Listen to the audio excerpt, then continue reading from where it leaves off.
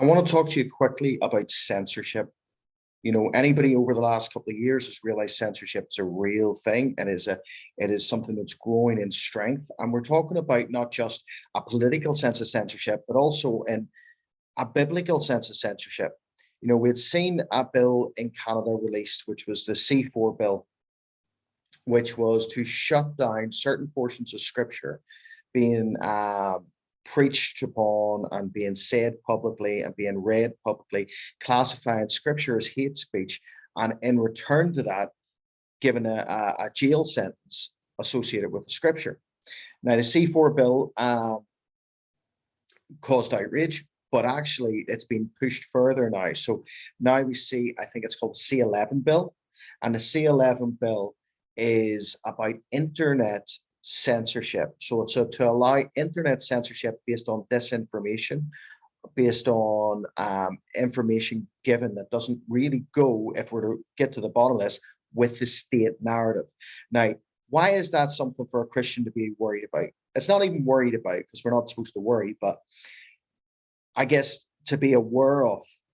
Well, simply put, whenever we look at the C11 bill, we look at Canada as a Western country.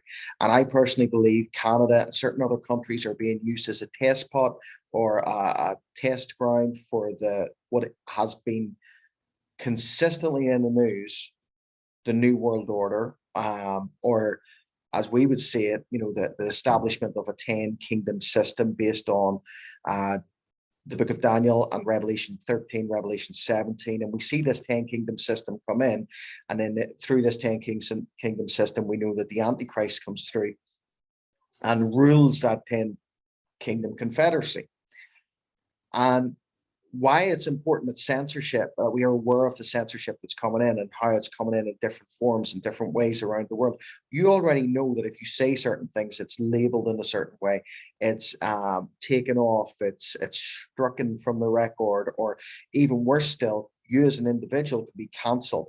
Well, the C11 bill is going further, and I personally think that if it picks up the traction that it's expected to pick up, you'll see it in a lot of Western countries, and eventually till it's rolled out across the world, that it's the cancellation of individuals at the flick of a stroke of a key. On it's also the censorship of what you can say online and what you can actually talk about online.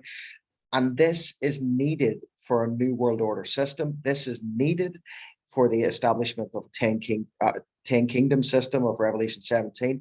And it's needed for the Revelation 13 Antichrist system, because those who speak up an objection will be shut down and will be stricken off and will be cancelled.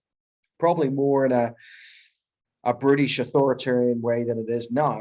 But what we're seeing is the embryonic stages of this, and those embryonic stages grow to the point that we should be concerned, we should be aware, and we should be ready to get out there and keep people abreast of what's happening. Speak louder when you've got a voice to speak.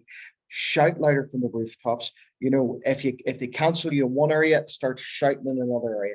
If they push you out of the marketplace, then get to the mountain and start preaching at the top of your voice from a megaphone. We already know here in Belfast that there was the restriction on street preaching.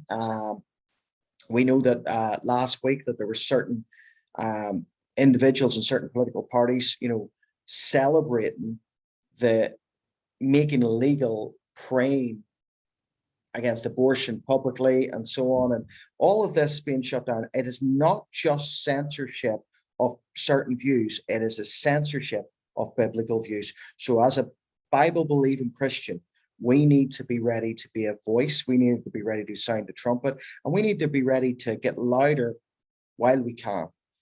And in those cases, when we are shut down, get louder in different ways. God bless.